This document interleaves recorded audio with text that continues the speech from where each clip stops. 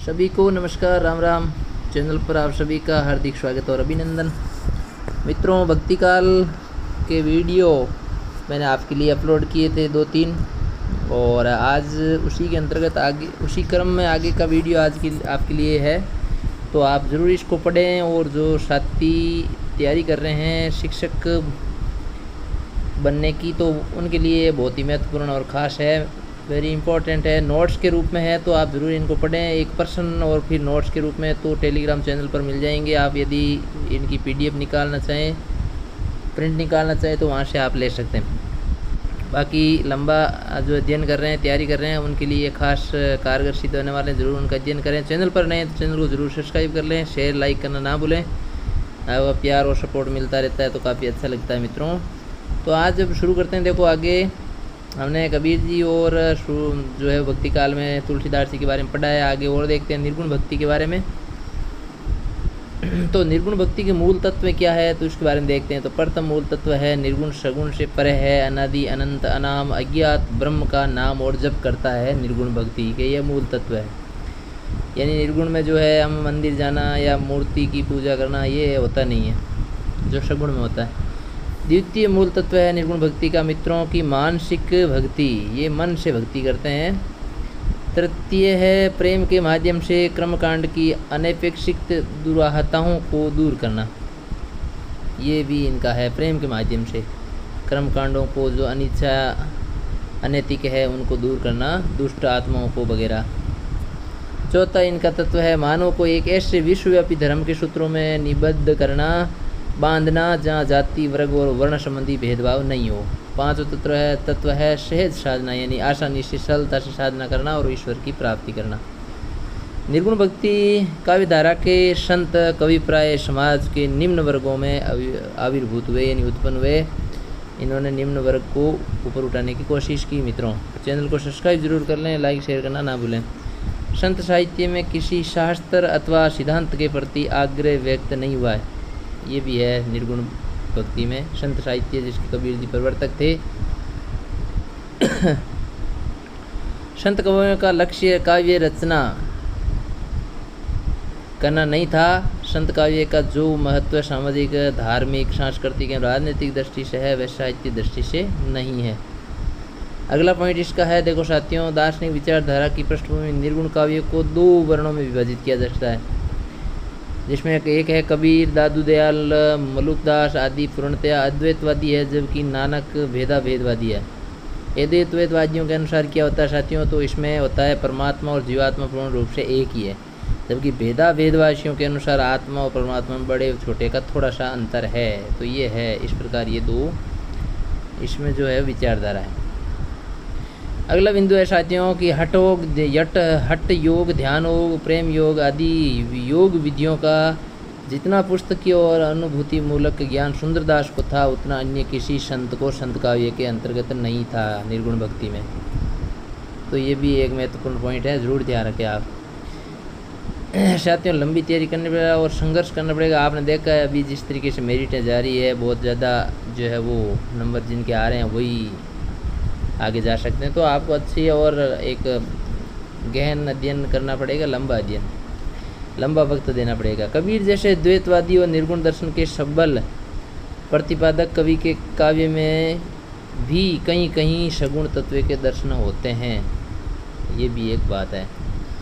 भक्तमाल जो नाभादास की लिखी हुई के अनुसार रामानंदाचार्य की शिष्य परंपरा में चतुर्थ शिष्य थे, तो चौथे शिष्य थे ये। इनका आविर्भाव काल 14वीं शताब्दी का अंतिम चरण माना जा सकता है और इनका जन्म काशी में हुआ तथा स्वामी राघवानंद इनके दीक्षा गुरु थे। रामानंद रामावत संप्रदाय का प्रवर्तन किया था। तो ये रामानंद जी के बारे में भक्तमाल के अनुसार। अनंतदास कृत कबीर परिचय के अनुसार कबीर के गुरु रामानंद थे एवं उन्होंने 120 वर्ष का पवित्र जीवन जिया, जो 1398 से 1518 तक है। कबीर चरित्र बहुत प्रथम सांप्रदायिक ग्रंथ है, जिसमें कबीर के आविर्भाव काल का स्पष्ट शब्दों में उल्लेख है। इस ग्रंथ के अनुसार कबीर का आविर्भाव 1398 में हुआ था, यानी वो आविर्भाव मतलब उद्भव, उत्पन्न हुए, जन्म। भक्तमाल के टीकाकार प्रियदास के अनुसार कबीर का देवासन मगहर में हुआ था। ये भक्तमाल इसको सही प्रमाणित करता है। संत मत के समस्त कवियों में कवि कबीर सबसे अधिक प्रतिभाशाली एवं मौलिक थे, जबकि सबसे अधिक शिक्षित और शास्त्रीय ज्ञान के कवि हैं वो है सुंदरदास। तो ये आप ज़रूर ध्यान रखें। कबीर के काव्य में ज्ञान, भक्ति, वैराग्य, योग, हठयोग आदि विषयों का बड़ा प्रभावशाली वर्णन हुआ है साथियों, तो ये भी आप ज़रूर पढ़ें। हठयोग नातों से लिया था इन्होंने। कबीर के काव्य में छंद, अलंकार, शब्द शक्ति आदि गुण है, ये नहीं पाई जाती कबीर जी के, शद्दोकड़ी भाषा है उनकी।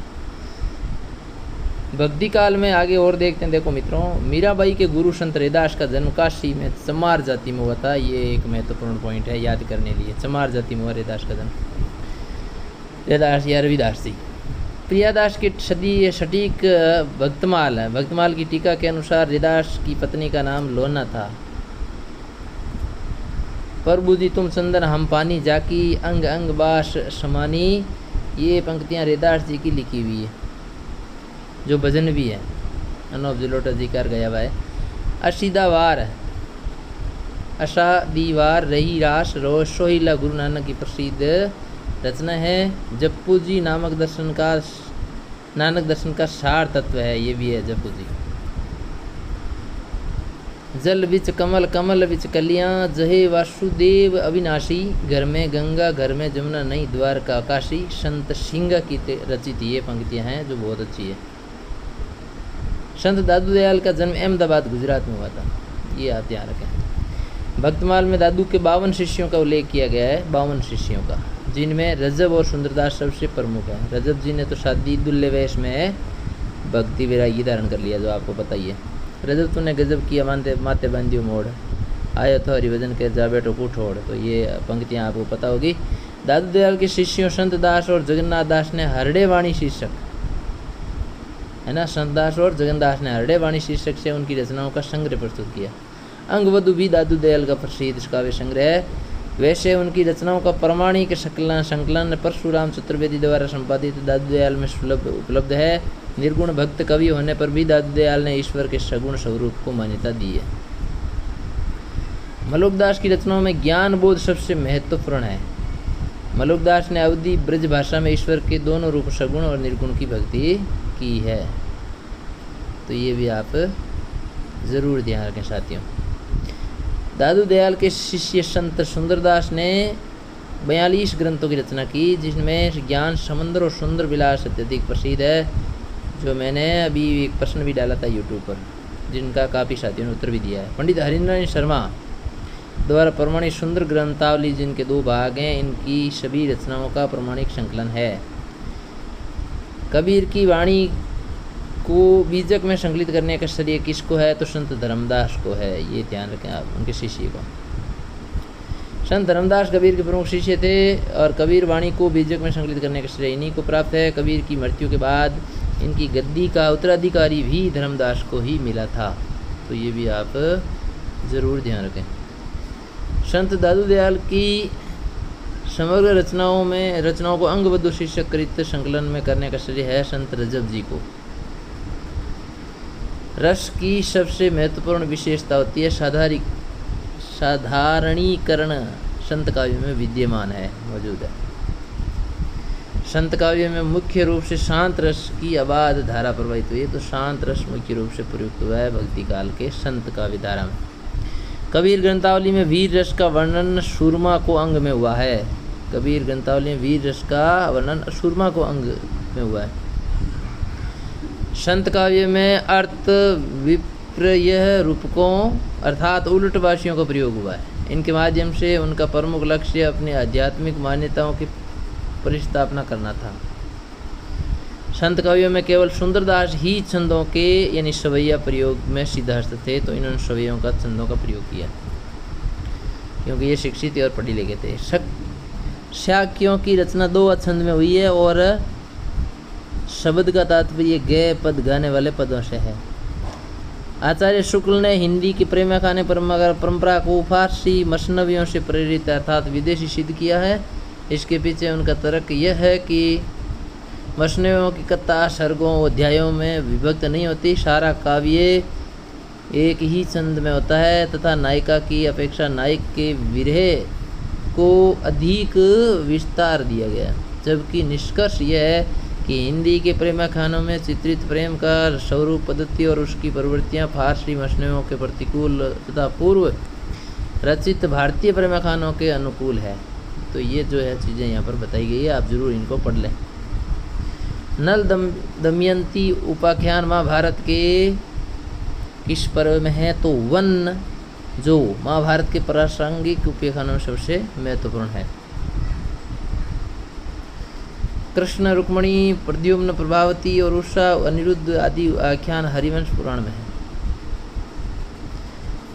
उसके बाद देखो, महाकाव्य के लिए ये आवश्यक नहीं है कि वे श्रृंगार रस प्रधान हो। वीर, वरुण, करुण रस, भयानक, रौद्र सभी की प्रमुखता उसमें संभव है, किंतु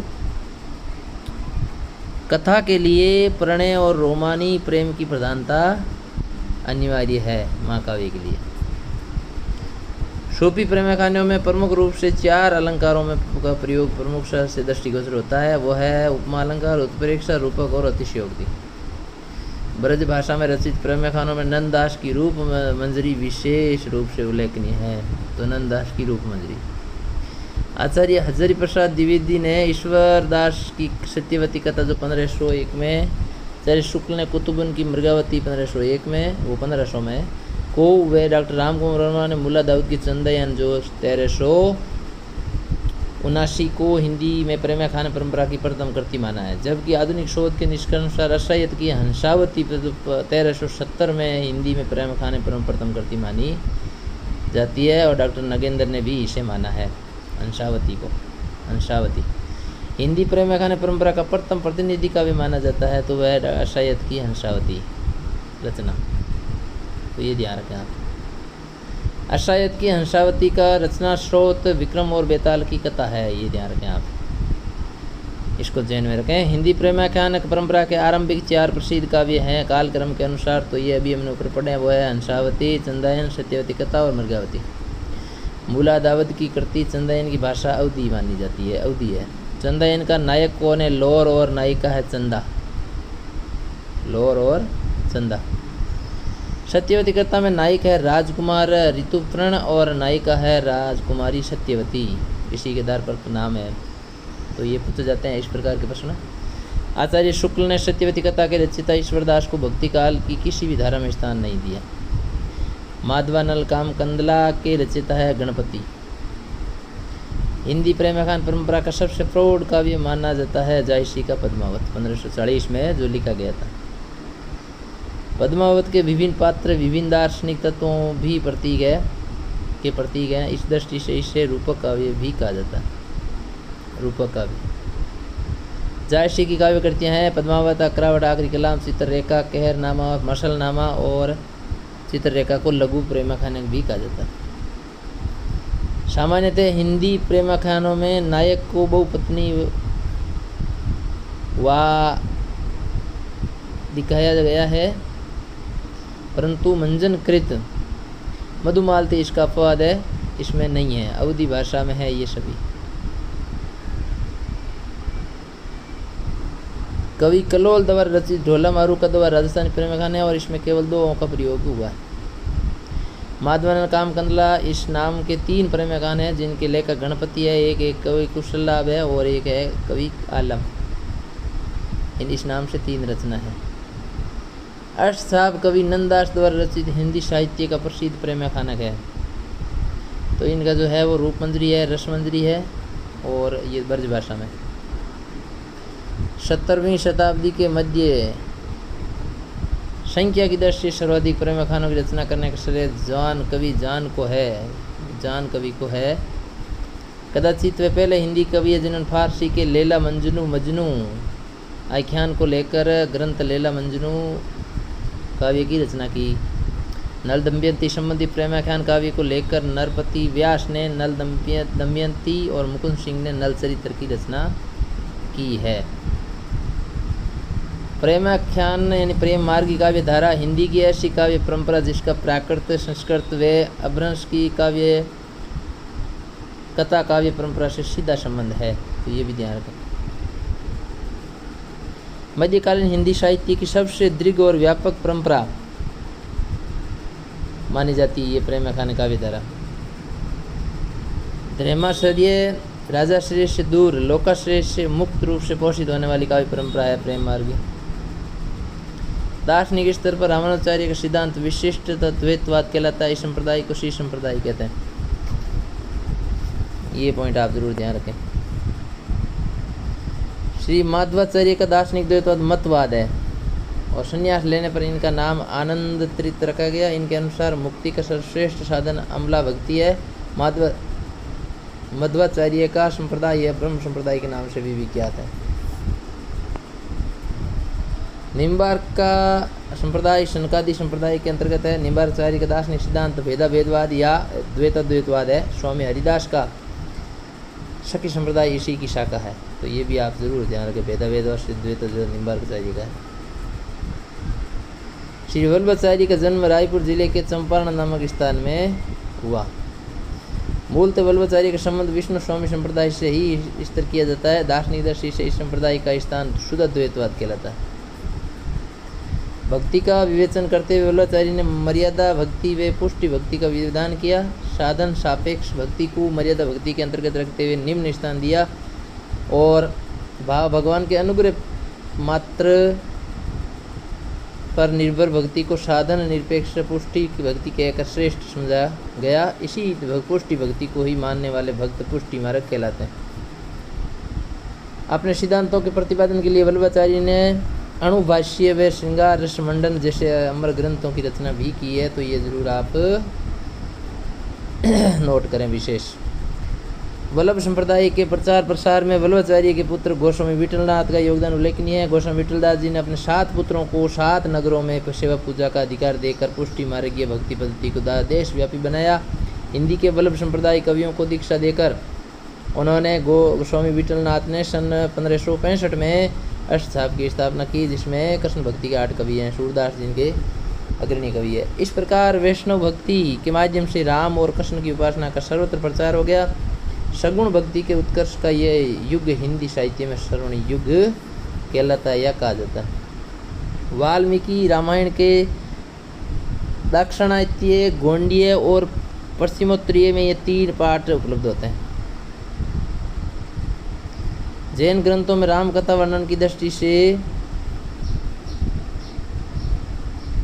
विमल सूरी रचित पोम श्रीयु और भाव शैली दोनों दृष्टियों से अत्यंत परिष्कृत रचना है। तो ये पोम श्रीयु जो विमल सूरी रचित है, भाव दृष्टि शैली, भाव और शैली दोनों दृष्टियों से। आगे है 8वीं-9वीं शताब्दी के मध्य स्वयंभू द्वारा रचित पोम श्रीयु, 10वीं शताब्दी के मध्य लगभग पुष्पदत्त महापुराण में राम कथा के अनेक प्रसंग भिन्न है। स्वयंभू के अनुसार राम की माता का नाम अपराजिता है और पुष्पदंत के अनुसार शुभला नाम था राम की माता का नाम। दक्षिण के आलवार संतों की संख्या मानी गई है 12 है ना। ये आलवार और नैनार और ये है। सैद्धांतिक दृष्टि से दक्षिण के या मैं श्री, मनक, ब्रह्म, रुद्र, इन 4 वैष्णव संप्रदायों में श्री और ब्रह्म संप्रदाय के आचार्यों ने राम भक्ति को विशिष्ट परिपुष्टि प्रदान की। श्री संप्रदाय के प्रथम आचार्य श्री रंगनाथ मुनि ने आलवार संतों के लोक प्रचलित पदों को प्रबंध शीर्षक से 4 भागों में संकलित किया। आचार्य रामानुज लक्ष्मण के अवतार माने जाते हैं। उत्तरी भारत में राम भक्ति का प्रवर्तन आचार्य रामानुज की परंपरा में राघवानंद द्वारा प्रारंभ किया गया और उनके शिष्य रामानंद ने उसे युगानुकूल भाव भूमि प्रदान की, आगे बढ़ाया। भक्ति भावनाओं को ऊंच नीच एवं बाह्य आडंबरों से युक्त कराने का श्रेय भी श्री रामानंद जी को ही है और इनकी शिष्य परंपरा में निर्गुण उपासक और सगुण उपासक दोनों ही थे। हिंदी का भक्ति कालन राम काव्य मुख्यतः इन्हीं के सिद्धांतों से प्रेरित और अनुप्रेरित है। कालिदास द्वारा रचित रघुवंश में 10वें से 15वें सर्ग तक राम कथा वर्णित है। 19 सर्ग है कुल। तो ये आप जरूर ध्यान रखें। बहुबोधि द्वारा रचित उत्तर रामचरित की रचना सीता वनवास के मार्मिक घटना प्रसंग से आधृत है और उत्तर रामचरित की यह विशेषता है कि वे करुण रस से आप्लावित होते हुए भी दुखांत नहीं है। उत्तरी भारत में राम भक्ति के प्रवर्तन का प्रमुख श्रेय रामानंद को है। राम काव्य परंपरा के अंतर्गत राम रक्षा स्तोत्र उनकी प्रसिद्ध रचना है। स्तोत्र। तुलसीदास से पूर्व के राम भक्ति कवियों में विष्णुदास का नाम उल्लेखनीय है। वस्तुतः स्वामी रामानंद के रामावत संप्रदाय में राम भक्ति के जो गौरवपूर्ण स्थान प्राप्त है वह किसी अन्य संप्रदाय में नहीं मिलता है। चैनल को लाइक और शेयर कर दें जो देख रहे हैं वो, और वीडियो अंत तक जरूर देखें जिनको तैयारी करनी है अच्छी। स्वामी रामानंद का जन्म काशी में हुआ था और श्री वैष्णव संप्रदाय के आचार्य राघवानंद से उन्होंने दीक्षा ग्रहण की थी। रामानंद के 4 प्रमुख शिष्य कबीर, रैदास, धना और पीपा थे। आरती कीजिए हनुमान लल्ला की, दुष्ट दलन रघुनाथ कला की है। रामानंद जी की आरती है हनुमान जी की। राम भक्ति जो 660 साल पहले की। राम भक्ति परंपरा में रसिक भावना के समावेश का श्रेय जाता है स्वामी अग्रदास को। इनका संप्रदाय रसिक संप्रदाय था। ईश्वरदास की प्रसूति कृति सत्यवती कथा, राम भक्त कथा से संबंध इनकी रचना है। भरत मिलाप, ये भरत मिलाप इनकी रचना है। गोस्वामी तुलसीदास के जीवन व्रत के बारे में जानकारी देने वाले 2 महत्वपूर्ण ग्रंथ है। बेनी माधवदास द्वारा रचित मूल गोसाई चरित और महात्मा रघुवर दास द्वारा रचित तुलसी चरित। तो ये महात्म्य शब्द है ना, वो ऐसे लिखा जाएगा, ये शुद्ध है, ये गड़ा है, ये शुद्ध है।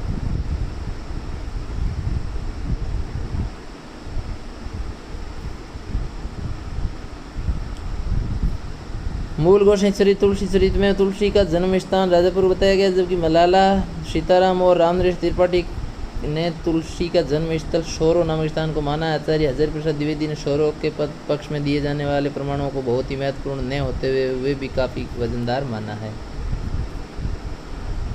आचार्य शुक्ल ने अपने इतिहास में तुलसीदास का जो है वो तुलसीदास जी के कुल 12 ग्रंथों का उल्लेख किया, जबकि शिव सिंह से सरोज में तुलसीकृत ग्रंथों की संख्या 22 बताई गई। भारतवर्ष का लोकनायक वही हो सकता है जो समन्वय कर सके, इस तरह से तुलसी खरे उतरते हैं। ये गुत्ती का तुलसी जी के बारे में, तुलसीदास जी के बारे में हजारी प्रसाद द्विवेदी के प्रमाणिक ग्रंथ वैसे बारे माने जाते हैं। उक्ति व चित्रीय तुलसी के काव्य की प्रमुख विशेषता है। हिंदी में भक्तमाल परंपरा का सूत्रपात किसने किया? नाभादास ने। अद्यावधि उपलब्ध भक्तमालों में नाभादास का भक्तमाल सर्वश्रेष्ठ श्रेष्ठ है। नाभादास द्वारा अष्टयाम की रचना श्रृंगार, भक्ति और रसिक भावना को लेकर की गई। आचार्य केशव द्वारा रचित सुप्रसिद्ध महाकाव्य रामचंद्रिका 1601 में लिखी हिंदी रामकथा परंपरा के अंतर्गत एक विशिष्ट कृति है। ये प्रबंध काव्य 39 प्रकाशों या प्रसंगों में सर्गों में विभाजित है।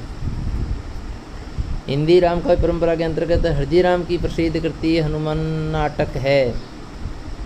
हरिहर बहारट द्वारा रचित पौरुष्य रामायण का रामकाव्य परंपरा की प्रसिद्ध प्रौढ़ कृति है। पौरुष्य रामायण हरिहर नाटक बहारट। लालदास का अवध विलास रामकाव्य परंपरा में भक्ति काल का प्रसिद्ध काव्य है। लालदास का अवध विलास रामकाव्य परंपरा में भक्ति का प्रसिद्ध है। सूर सागर के प्रथम और नवम स्कंदों में रामकथा से संबंधित अनेक पद प्राप्त होते हैं। नवम स्कंद में संपूर्ण रामकथा वर्णित है। आधुनिक भारतीय भाषाओं में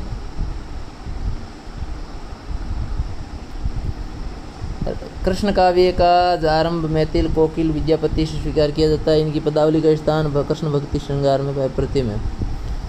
विद्यापति को अभिनव जयदेव, मैथिल, कोकिल, नव कवि शेखर आदि उपाधियों से सुशोभित किया गया, विभाजित किया, विभूषित किया गया। विद्यापति 1385 से 1614-60 के मध्य विद्यमान थे। विद्यापति का जन्म दरभंगा जिले के विश्वी नामक गांव में एक विद्यानुरागी ब्राह्मण परिवार में हुआ था। विद्यापति द्वारा अवट में रचित कीर्ति पताका